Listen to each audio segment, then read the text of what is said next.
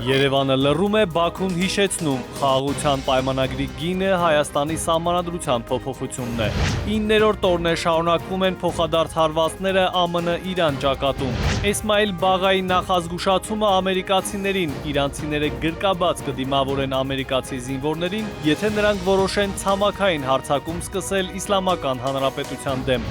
Զոհեր եւ վիրավորներ ռուս-ուկրաինական ճակատում, հարվածների թիրախում նավեր ու նավահանգիստներ են հայտնվել։ Խավարի միսը 23.4, կաթնամթերքը 14.5%, որն է սննդամթերքի թանկացման պատճառը։ Փոշեկլանիչ ցանցեր չլինեն, տուգանքներ կլինեն, զգուշացում քաղաքապետարանից։ Շոքին շոկի մի ենթարկեք օրգանիզմը, մոռացեք կրեմով տորթերի եւ մայոնեզով աղցանների մասին։ Բուհերում տեղեր կան, դիմորդներ չկան, հոգին ավանդող մասնագիտությունների ցանկը ընդլայնվում է։ Լավ կամ վատ լուրի կարոտ, անհայտ կորած զինծառայողների հարազատների բողոքը եւ հայտնի են ոսկե ծիրանի հաղթողների անունները։ Բարի երեկո, հարգելի հեռուստադիտող, օրվա գլխավոր ժամն է, տաղավարում Հայկ Նավասարյանն է աշխատում։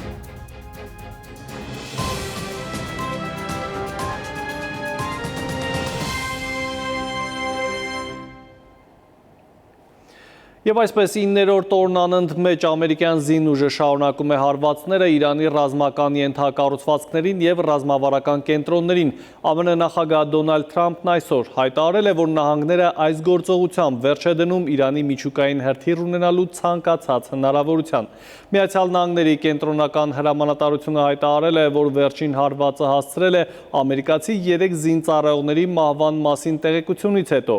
Նոր հարվածների նպատակը ըստ հաղորդագրության Իսլամական Հանրապետության ռազմական ներուժի հետագա թուլացումն ու Հորմուզի նեղուցով առևտրային նավերի անարգել անցնելու հնարավորության ապահովումն է։ Իսլամական Հանրապետության արտգործնախարարության պաշտոնական ներկայացուցիչ Էսմայիլ Բաղային արձագանքելով Վաշինգտոնից հնչող հայտարարություններին եւ Խարկ կղզին գրավելու ԱՄՆ-ի սպառնալիքներին հավաստիացրել է, որ եթե Միացյալ Նահանգները Իրանում ցամաքային գործողություն սկսի, ապա իրանական կղզիների բնակիչները պատրաստ կլինեն ամերիկացի զինվորների համար ջերմ ընդունելություն կազմակերպել։ Իսլամական հեղափոխության պահապանների կորպուսն էլ հայտարարել է Սիրիայում եւ Քուվեյթում տեղակայված ամերիկյան ռազմական օբյեկտներին հասցված հարվածների եւ վաղ նախազգուշացման ռադարային համակարգի ոչնչացման մասին։ Առանձին հարվածներ էլ հասցվել են ավիացիոն սարքավորումների պահեստին եւ ամերիկյան MQ-9 անօդաչու թռչող սարքերի հանգարին, ինչի հետևանքով անօդաչու թռչող սարքերից մի քանիսը բռնկվել են։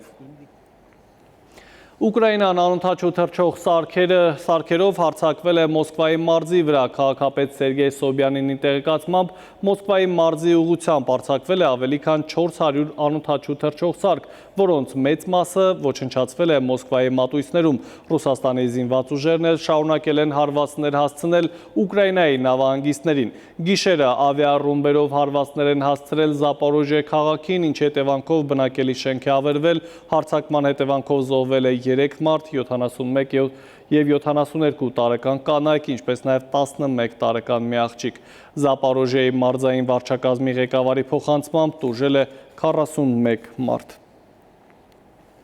Օդեսայի մոտակայքում էլ ռուսական թևավոր հրթիռների հարձակմանն է ենթարկվել նավահանգիստներից դուրս եկած հացահատիկ տեղափոխող թուրքական բեռնանավը։ 6 նավաստի զոհվել է, 4-ը անհետ կորել։ Անձնակազմի մեջ եղել են Սիրիայի և Հնդկաստանի քաղաքացիներ։ Ուկրաինական ուժերն էլ իրենց հերթին են հարվածներ հասցրել Ռուսաստանի հարավային Ստավրոպոլի երկրամասում գտնվող 3 նավթային պահեստների և 1 վառելիքային օբյեկտի։ Զելենսկին հայտարարել է, որ ուկրաինական ԱԹՍ-ները Սև ծովում հարվածել են ռուսական ստվերային նավատորմի 3 լցանավերի։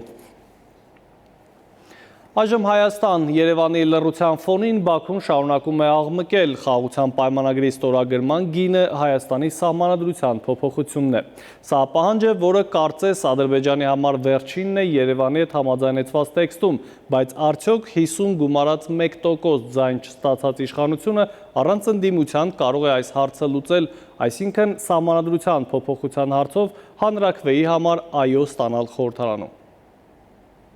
Հայաստանի սահմանադրությունը բարեփոխող խորհուրդն առ այս պահը չի բացել փակագիծը, նոր մայրօրենքի նախաբանում կմնա արդյոք Երրորդ հանրապետության անկախության հռչակագրի հղումը, թե ոչ, փոխարենը խաղաղության պայմանագրի վերջնական ստորագրման համար Բաքուն չի մոռանում նախապայմանը։ Ադրբեջանը Հայաստանից շարունակում է պահանջել հրաժարվել բարձր փաստաթղթում տեղ գտած ձևակերպումից, որոնք իբրև թե իրենց մեջ տարածքային հավակնություններ են պարունակում։ Ադրբեջանի համար կարևոր է, որ այն դրույթները, որոնք իրենք համարում են իրենց երկրի նկատմամբ տարածքային պահանջներ, պաշտոնապես վերացվեն, լինի դա նոր սահմանադրության ընդունման, թե այլ իրավական մեխանիզմի միջոցով։ Ինչ նկատի ունի Հաջիևը, ասելով իրավական այլ մեխանիզմներ, սա այն դեպքում, երբ Հայաստանի օրենսդրությունը հստակ սահմանում է, որ մայրօրենքը բացառապես հանրաքվեով կարող է փոխվել, իսկ խաղաղության օրակարգով երկրի կառավարման ղեկը հաջորդ 5 տարիներին էլ իր ձեռքն առնող Նիկոլ Փաշինյանի առաջնորդած քաղաքացիական պայմանագիրը նոր խորհրդարանում չի ունենալու համապատասխան թվով մանդատներ, սահմանադրության նախագիծը հանրաքվեի դնելու, ասել է, թե Հայաստանի քաղաքացիների դատին հանձնելու համար։ Ակնարկները Երևան հասցնում Ալիևի օգնականը,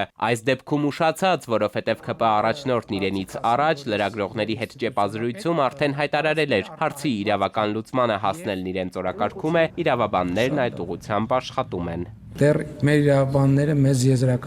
ինձ եզրակացություն չեն տվել, դրա համար ես չմտնեմ այդ թեմայի մեջ, որովհետև այդ հարցը կա, բայց եւ այդ հարցով մեր մասնագետները զբաղվում են, բայց այդ հարցի պատասխանը ինձ չեն տվել, որպեսզի ես էլ ձեզ տամ։ Իրավաբանները միայն ենթադրում են, որ Փաշինյանի նշած մասնագետներն, ովքեր այժմ առանց համապատասխան խորհրդարանական մանդատի սահմանադրությունը հանրաքվեի դնելու մեխանիզմներն են փնտրում, պտտվում են հանրագրի շուրջ, որ գործը հասնի մի քանի 100,000 քաղաքացու ստորագրմանը։ Դա էլ չի կարող լինել, հետո սահմանադրությունը ինքը սահմանափակումներ ունի դրա հետ կապված։ Քաղաքացիների ստորագրությամբ սահմանադրության նախագիծը հանրաքվեի դնելու հնարավորություն լինի, թե ոչ, փորձագետ վերլուծաբանները կարծում են, որ Ադրբեջանի նախագահի օգնականն էլ սլաքները հենց հանրագրի կողմն է թեքում իրավական այլ մեխանիզմներ ասելով, ենթատեքստում սա են նկատում մասնագետները։ Նա վարչապետին հասկացնում է, որ այն որ դու սահմանադրական մեծամասնություն չունես, դա չի նշանակում, որ ձեր կողմը կարող է պարտավորություններ չկատարել եւ անկախության հռչակագիրը չեղավ չհայտարարել սահմանադրությունից։ Գտիլ ճանապարհ, իսկ ճանապարհը կարող է գտնել, հավաքել անհրաժեշտ թվով ստորագրություններ, որից հետո մեկնաբանել, թե ժողովրդի կամ ավելի կարևոր է քան ազգային ժողովում այդ սահմանադրության նախագիծը հանրաքվե դնելու հարցը, թե պետք է լինի սահմանադրական դատարանը համապատասխան որոշում կտա։ Փաշինյանի կառավարությունից հաճախ են նշել, թե սահմանադրության հարցը մեր ներքին գործն է, այլ պետությունների հետ այս հարցը չեն քննարկում, բայց հատկապես Ամերիկայում ձեռք բերված հայ-ադրբեջանական նախախաղաղությունից հետո սա ոչ մի կերպ չի խանգարել ադրբեջանական կողմին պարբերաբար խոսելու Հայաստանի սահմանադրության փոփոխման պահանջի մասին։ Իսկ այժմյան ակնարկներն էլ ներքին գործերի միջամտություն չեն։ Ադրբեջանը կարող է շատ հանգիստ միջամտել Հայաստանի ներքին գործերին, որը ներքին չի արդեն, որտեղ այդ գործերն վերաբերվում են Ադրբեջանին։ Հայաստանը կապիտուլյացիա ենթարկված երկիր է։ Դա նշանակում է, որ Ադրբեջանը ցանկացած բան կարող է պահանջել։ Այս հարցի շուրջ քաղաքական եւ իրավական քննարկումներն ըստ ամենայնի դեռ շարունակվելու են, մինչդեռ վերջնական պատասխանները կախված են լինելու ոչ միայն իշխանության ներկայացրած լուծումներից, այլև այն իրավական ընթացակարգերից, որոնցով դրանք կփորձեն կյանքի կոչել։ Էդուարդ Պողոսյան, ժամը լրատվական։ Այժմ այն մասին, ինչ ենք պատմելու թողարկման երկրորդ հատվածում։ Խավարի միսը 23.4, կաթնամթերքը 14.5%, որն է սննդամթերքի թանկացման պատճառը։ Փոշեկլանիչ ցանցեր չլինեն, տուգանքներ կլինեն, զգուշացում քաղաքապետարանից։ Շոքին շոկի մի ենթարկեք օրգանիզմը, մոռացեք կրեմով տորթերի եւ մայոնեզով աղցանների մասին։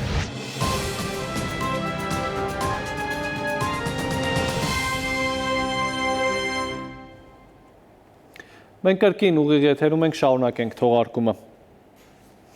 Որ մայրաքաղաքի օդը կեղտոտ չլինի, քաղաքապետը հիշեցնում է շինարարական նորմերի պահպանման առաջնահերթության մասին։ Բազմահարկերի շինհրապարակները պարտադիր պետք է փոշեկլանիչ ցանցեր ունենան։ Բեռնատարները դուրս ու ներս անելիս լվանան անիվները։ Հակառակ պարագայում զգուշացնում է, խիստ վարչահարությունը անխուսափելի է։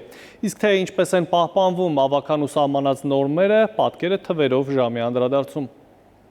Ցանկանայի ներկայացնել Մալաթիա Սեբաստիա վարչապետ։ Երևանի քաղաքապետարանի գործակարգավարական նիստը սկսվեց Տիգրան Ավինյանի կողմից Մալաթիա Սեբաստիա եւ Շենգավիթ վարչական շրջանների նորանշանակ ղեկավարների ներկայացմամբ։ Հետո արդեն քաղաքապետը սկսեց հետաքրքրվել Եղվարդի խճուղում իրականացվող աշխատանքների ընթացքով։ Կոմունալ տնտեսության իրավասուները քաղաքապետին ծանոթեցին Եղվարդի խճուղում զուգահեռաբար իրականացվող նախագծերի, գազաֆիկացման աշխատանքների, ոռոգման գծի եւ կոյուղատար համակարգի անցկացման մասին։ Երեք ուղղությամբ էլ վարչարություն է իրականացվել,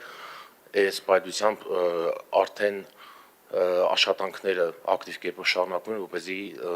ասֆալտբետոնյա ծածկույթը վերականգնվի նախնական տեսքին։ Այս տեսակ աշխատանքները, բացի նրանից, որ պետք է իրականացվեն պատշաճ ժամանակին, նաև պետք է իրականացվեն բոլոր շինարարական կանոնների պահպանմամբ, այն կանոնների, որոնք որ սահմանել է Երևան քաղաքի ավականին։ Իբրև թեմայի շարունակություն անդրադառնալով Գարեգին Նժդե Պողոտայի մայթերի կողքին թափված ավազին, քաղաքապետը Շենգավիթի նորանշանակ ղեկավարին հրահանգեց համապատասխան գործողություններ ձեռնարկել դրա վերացման ուղղությամբ։ Քաղաքաշինության եւ հողի վերահսկողության վարչության աշխատակիցներն էլ հայտնել են, որ քաղաքաշինական գործունեության ոլորտում իրականացված վերահսկողության ընթացքում ապօրինի շինությունների կառուցման եւ հողազավթումների դեպքերով կազմվել է ընդհանուր 85 արձանագրություն։ Նախորդ ժամանակահատվածի համեմատ կազմված արձանագրությունների թիվն էլ ավելացել է 26-ով։ Շինարարության հրապարակների համար սահմանված պայմանների չպահպանման դեպքերով կազմվել է թվով 80 արձանագրություն, որից թվով 2-ը կազմվել է աշխատակազմի քաղաքաշինության եւ հողի վերահսկողության վարչության կողմից օդի աղտոտվածությունը չափող սարքերի բացակայության հիմքով,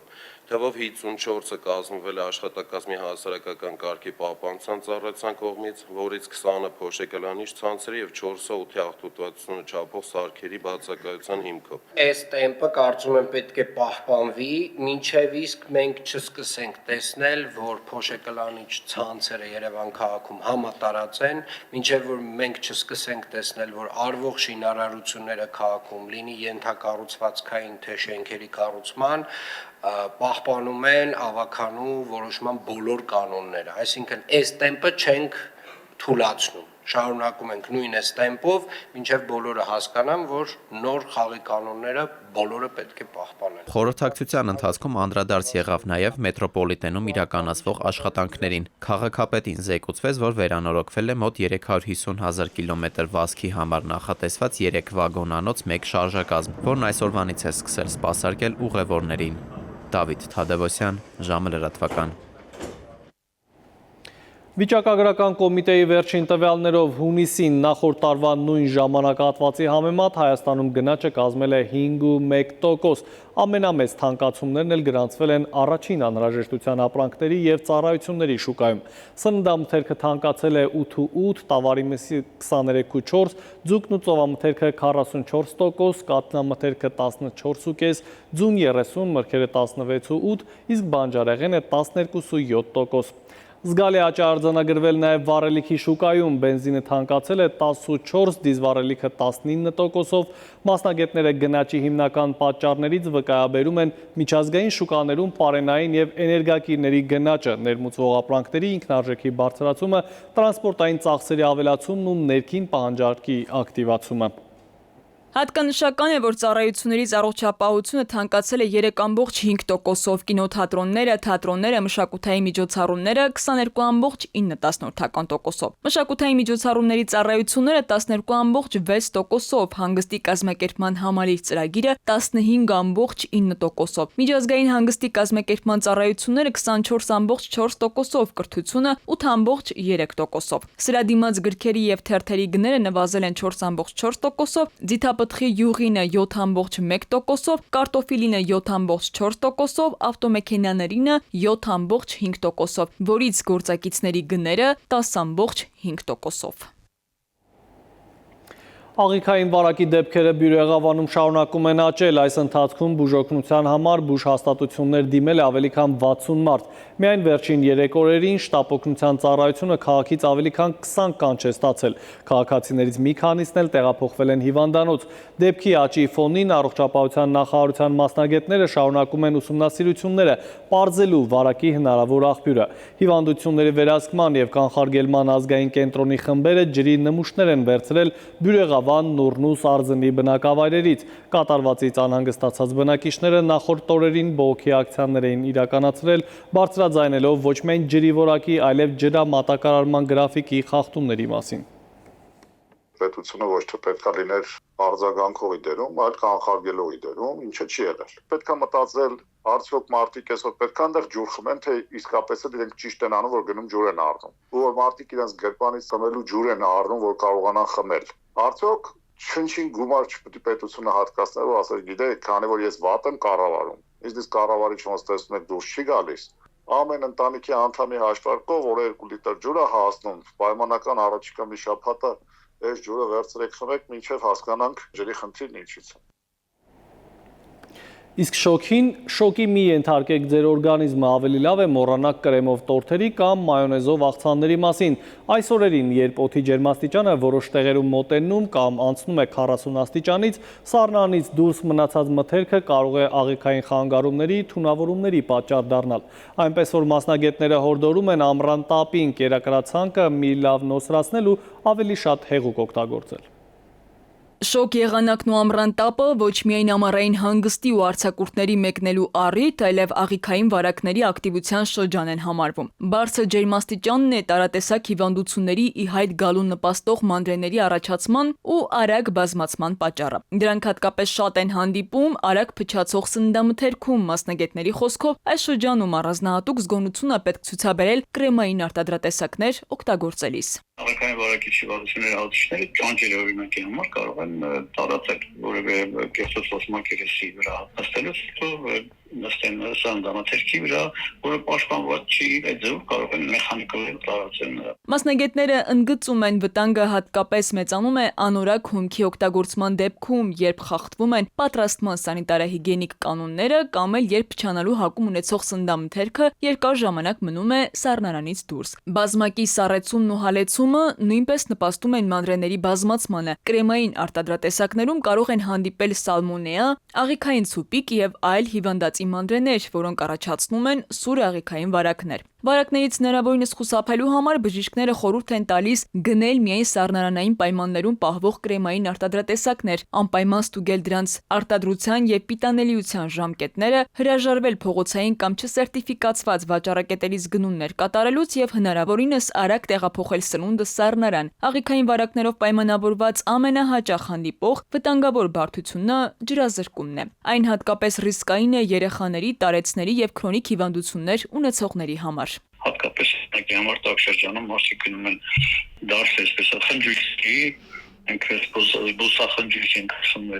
օրինակ պիկնիկներին եւ այնտեղ բնական աղբյուրների օգտվելուց պետք է իրանք հաշվի առնեն, որ այդ աղբյուրները պաշտպանված չեն եւ չեն կարող վստահ լինել, որ դա մահ է։ Դրա համար մաքուր ջուր իրենց հետ պետք է վերցնեն շշալացված ջուր։ Մասնագետները հիշեցնում են շոկ եղանակին առողջության պահպանման ամենապարզ միջոցները սննդի ճիշտ ընտրությունն ու պահպանումն են, անձնական հիգիենան ու բավարար քանակությամբ ջրի օգտագործումը։ Նշված պարզ կանոնների պահպանումը կարող են կանխել աղիքային վարակներն ու դրանց հետ կապված լուրջ բարդությունները։ Քնարիկ Պետրոսյան, ժամը լրատվական։ Եվս մեկ դադար ունենք, կվերադառնանք րոպեներանց։ Բուհերում տեղեր կան, դիմորդներ չկան, հոգին ավանդող մասնագիտությունների ցանկը ընդլայնվում է։ Լավ կամ վատ լուրի կարոտ, անհայտ կորած զինծառայողների հարազատների բողոքը եւ հայտնի են Ոսկե ծիրանի հաղթողների անունները։ Առավելապես կայուն երկինք, ավելին քիչ ուշ։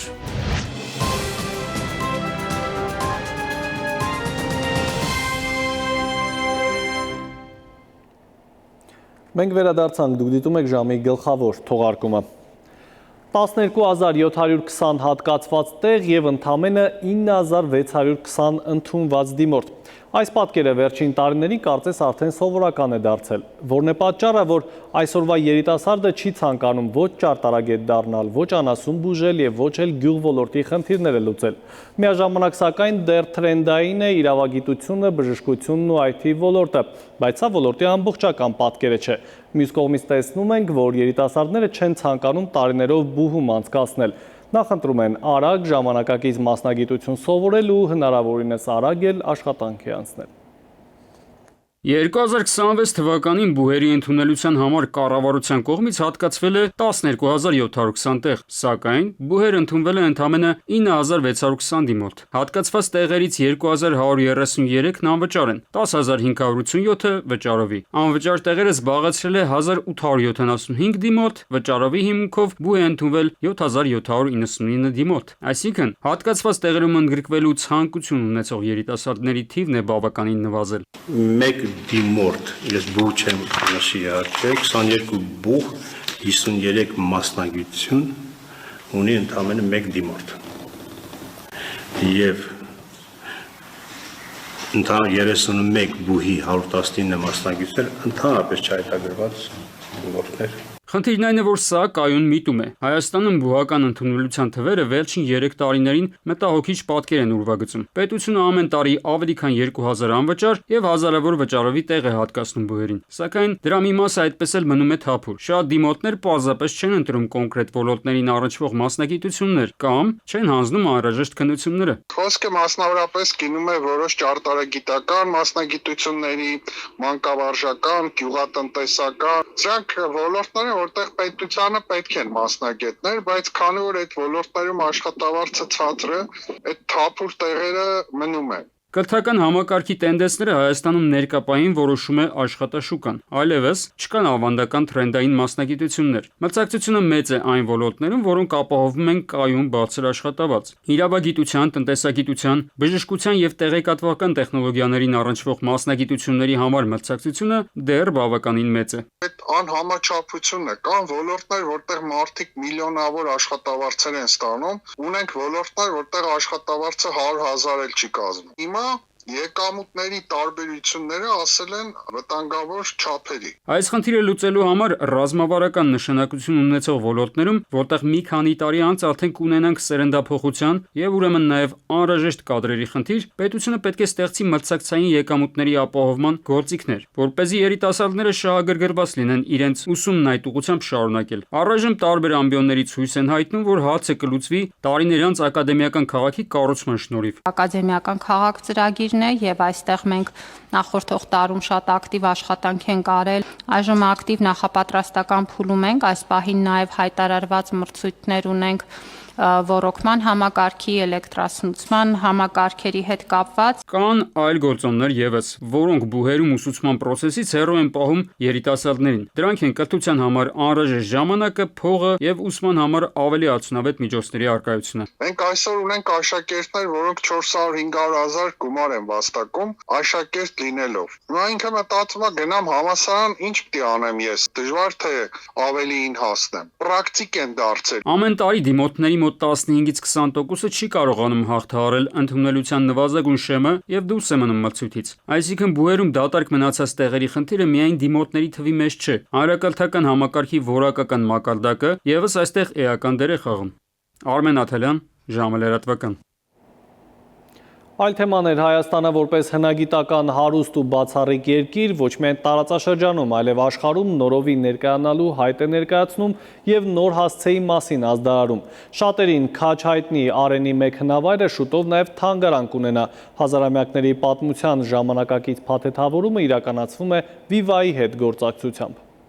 Արենիում ակտիվ աշխատանքներ են իրականացվում առաջին քարայրային թանգարանի ստեղծման ուղղությամբ։ Viva-ի եւ Արենի 1 քարայր գիտահետազոտական հիմնադրամի համագործակցության նպատակը հեռանկարային է։ Գործընկեր կազմակերպությունները ձգտում են մինչև տարեվերջ հնագույն քաղաքակրթության եւ գինեգործության օրանը հանրությանն ու աշխարհին ներկայացնել նոր ձևաչափով, քարայրային թանգարանի տեսքով։ Դա թույլ կտա պահպանել հնագիտական բացառիկ ժառանգությունը եւ նպաստել Վայոց ձորի զբոսաշրջության, կրթության, գիտության եւ տնտեսության զարգացմանը։ Ավելին թանգարանի ստեղծումը կարող է նպաստել, որ Արենի 1 քարայրը դառնա նաեւ եզակի գիտակրթական կենտրոն ամբողջ հարավային Կովկասում։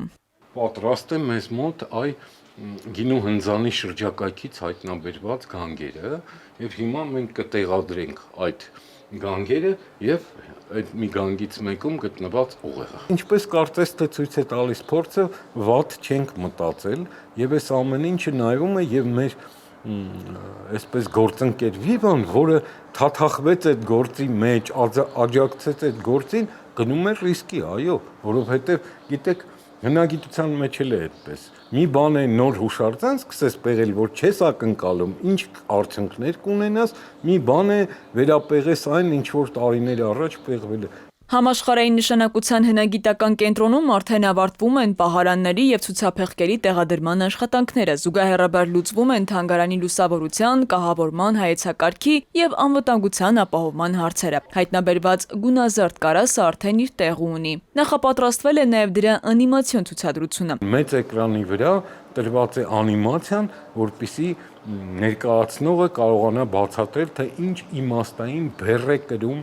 այդ զարմանահրաշ անոթը։ Թանգարանային ցուցադրության նմուշ դառնալու համար գտածոները հնագիտության եւ ազգագրության ինստիտուտում անցնում են վերականգնման երկարատև գործընթաց։ Այս աշխատանքը պահանջում է համբերատար, զգույշ, բծախնդիր եւ պատասխանատու մոտեցում, որպեսզի մեր երկրի հնագիտական ժառանգությունը եւ համամարտկային նշանակության գտածոները արժանավայել կերպով ներկայացվեն աշխարհին։ Ոնց է գնում գործերը։ Ինչ ստացվեց, ինչ հավաքվեց, կարծես էս հավաքվեց, այս անոթը ոնց որ ամբողջացա։ Անոթը արդեն ամբողջացել է, շատ քիչ հատվածներ կա, որ պակասում է, պակաս հատվածները կլրացնենք գիպսով։ Հիմնադրամն արդեն 7 տարի հետազոտություններ է իրականացնում Վայոց ձորում։ Հետազոտվող շերտերում պահպանվել է մարդկության ձևավորման վաղ փուլերից մինչև մեր օրերի բացառիկ պատմություն։ Ուշադրության կենտրոնում են ոչ միայն Արենի քարայրի, այլև Արփագետի հովտի հնագիտական ժառանգության ուսումնասիրությունները։ Քնարիկ Պետրոսյան, ժամը լրատվական։ Արվեստի, պատմության եւ վարպետության կատարյալ համադրություն Արարատն ու Ոսկե Ծիրանը ամփոփում են 23-ամյա պատմության հերթական էջը, միահյուսելով կինոարվեստի մոգությունն ու հայկական ժառանգության անկրկնելի ոգին։ Ոսկե Ծիրան 23-րդ միջազգային կինոփառատոնն արդեն պատմություն է, հայտնի են հաղթողները, իսկ միջոցառման ամենահուզիչ ու հիշարժան դրվագները հանգրվալել են հենց Արարատ թանգարանում, մի վայրում, որտեղ կինոն հանդիպում է լեգենդին ու լցվում է նոր տակառ նվիրված 23-ամյա գործակցությանը։ Ոսկե Ծիրան 23-րդ միջազգային կինոփառատոնը արդեն պատմություն է։ Պատմություն է նաև փառատոնի եւ Արարատ հայկական լեգենդար կոնյակի 23-ամյա համագործակցությունը, որի տարեգիրը շարունակում է գրվել, միավորելով մշակույթը եւ հայկական ժառանգությունը։ Համագործակցության ամենահիշարժան պահերը Ոսկե Ծիրանը ներկայացնում է փառատոնի բացման հանդիսավոր արարողությանը, կարծես ակնարկելով, որ ամենահիշարժանը դեռևս առջևում է, իսկ առջևում խորհրդանշական իրադարձությունների վառ գունապնակն էր։ Արարատ թանգարանում հիմնվեց հատուկ տակառ, նվիրված Արարատի եւ Ոսկե Ծիրան միջազգային կինոփառատոնի 23-ամյա համագործակցությանը։ Ի նշանավորում են համատեղ արժեքների, ժառանգության, նվիրվածության եւ վարպետության, խորհրդանշական տակառի վրա փորագրված այս բառերը արձագանքում են Արարատի եւ փառատոնի համագործակցության բոլոր դրվագներում։ Ոսկե Ծիրան կինոփառատոնի հետ Արարատը երկար ճանապարհ է անցել Ոսկե Ծիրան կինոփառատոնի հիմնադրման առաջին իսկ օրվանից եւ մեզ միավորում են մեր ընդհանուր արժեքները, ընդհանուր հարգանքը ժառանգության, վարպետության նկատմամբ։ Արարատ թանգարանեն այցելում օսկարակիր ռեժիսոր Պավել Պավլիկովսկին, ում վերջին հայրենիք կինոյում գլխավոր հերոս Նոբելյան մրցանակակիր Թոմաս Մանը իր դստերն է առաջարկում հայկական այն կոնյակը, որը Ստալինը կանոնավոր ուղարկում է Չերչիլին։ Կինոյի պրեմիերայից օրեր անց հենց այդ կոնյակը լեգենդար Արարատ Դվինը Արարատ թանգարանի գանձարանում վարպետին նվիրում է Երևանի կոնյակի գործարանի գործադիր տնօրեն Սերգեյ Խաչատրյանը։ And we together enjoyed this movie. Wonderful. Փառատոնի օրերին Արարատ թանգարան են այցելում հայտնի դերասան Սիմոն Աբգարյանը, օսկարակիր պրոդյուսեր Սև Օհանյանը եւ այլ շատ ու շատ հյուրեր։ Ասում են լավ կինոյին եւ արժանիք կոնյակին միավորում է վարպետությունը։ Վարպետություն, որով ոգեշնչվում են, որը վայելում եւ իհարկե մեծարում են։ Փառատոնի շրջանակներում անվանի ռեժիսոր Ռոման Բալայանին հենց Արարատ թանգարանում Ոսկե Ծիրանի խորհրդանշական տակառի մոտ շնորհում են փառատոնի բարձրագույն պարգևը՝ Փարաջանովի թալերը։ Նաիրի Մուրադյան, Տիգրան Հունանյան, ժամը լրատվական։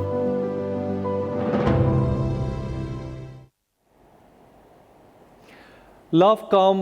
անգամ վատ լուրի կարոտ են անհայտ կորած բազմաթիվ տղաների հարազատները, որդիներից արդեն 6 տարի լուր չստացած ծնողները այսօր կրկին կառավարության շենքի մոտ են հավաքվել իրենց պահանջները հասցեագրել իշխանությանը։ Այս եւ օրվա այլ կարևորի մասին հաջորդիվ մեկ տեսաշարում։ Արցախյան պատերազմներում անհետ կորածների հարազատները հայտարարել են, որ մեկ շաբաթ ժամանակ են տվել Հայաստանի կառավարությանը իրենց հարազատների ճակատագրի վերաբերյալ տեղեկություն ներկայացնելու համար։ Եթե այդ ընթացքում պատասխան չլինի, անհետ կորած անձանց հարազատները ավտոերթով կմեկնեն մինչև տեղ գյուղ, ապա քայլերթով կհասնեն Հակարիի կամուրջ։ Նրանք շարունակում են պահանջել նաև հրապարակել 44-օրյա պատերազմի հանգամանքներն ուսումնասիրած խորհրդարանական քննիչ հանձնաժողովի ամբողջական զեկույցը։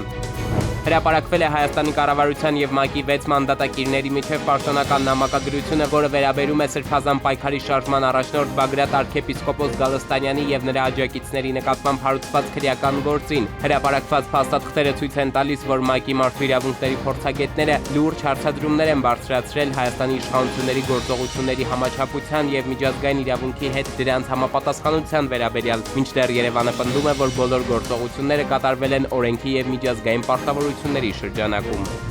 Երևանի կենտրոնաբանական այգուց հայտնել են, որ հուլիսի 6-ին ձերբակալված ԲՀԿ առաջնորդ Գագիկ Ծառուկյանի առանձնատնից այգի են տեղափոխվել 3 առյուծ, 4 վագր, 9 կոկորդիլոս և 13 կարապ։ Հիշեցնենք, Գագիկ Ծառուկյանի ձերբակալման օրը նրա առանձնատնից նշված կենդանիներից բացի առգրավվել էր նաև 190 հատ խրտվիլակ, որոնք ճանաչվել էին որպես իրեղեն ապացույց։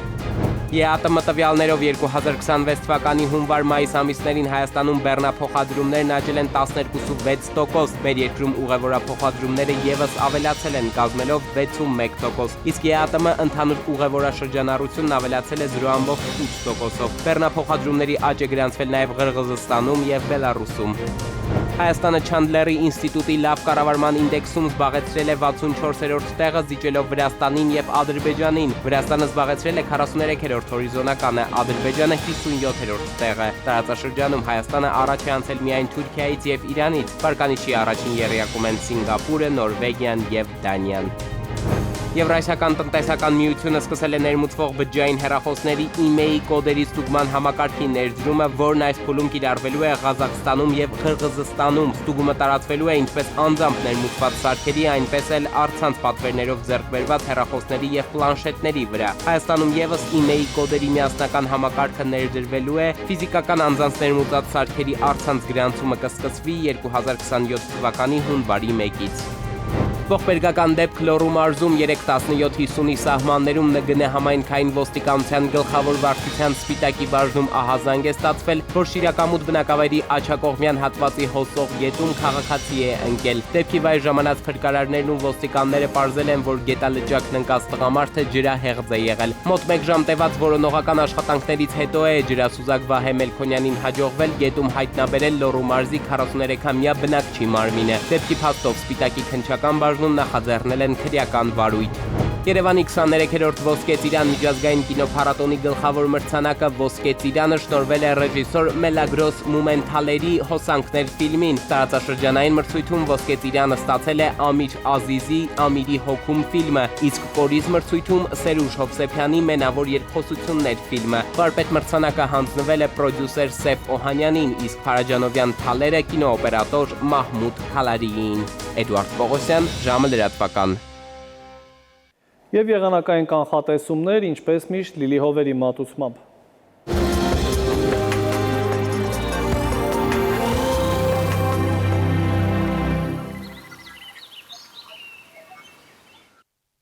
Բարերեկո եղանակի տեսության հովանավորն է իտալական ունիկալ ապրանքանիշը, իր որակյալ և գերխնայող գազի կաթսաներով։ Դրանք պաշտոնապես ներկայացված են էքստերիեր խանութ սրահներում, ունիկալ տարվա բոլոր եղանակներին, մետեոաշխարհ նախ Հայաստան։ Մեր երկրի մեծ մասում նոր օրը կանցնի առավելապես կայուն պայմաններում, առանց ստեղումների, ջերմաստիճանը էապես չի փոխվի։ Վաղը ցերեկը Շիրակում, Կոտայքում, Գեղարքունիքում, Արագածոտնի և Վայոց ձորի լեռնային գոտիներում կդիտվի 28-ից 30 աստիճան։ Վայոց ձորի և Արագածոտնի նախալեռներում սպասվում է 30-ից 36, Լոռիում 24-ից 28, Տավուշում 28-ից 32 աստիճան, Հարերատում, Արմավիրում կդիտվի 33-ից 37, Սյունիքի հովտային գոտիներում սպասվում է 30-ից 33, Սյունիքի նախալեռներում 23-ից 26 աստիճան, Երևանում օրը կանցնի առանց ստեղումների, այս գիշեր սպասվում է 19-ից 21, ցերեկը 34-ից 36, երեկոյան 26-ից 29 աստիճան։ Հարգելի հեռուստադիտող, այսքանով ավարտված է ժամի գլխավոր թողարկումը, խաղաղ գիշեր եմ մաղթում։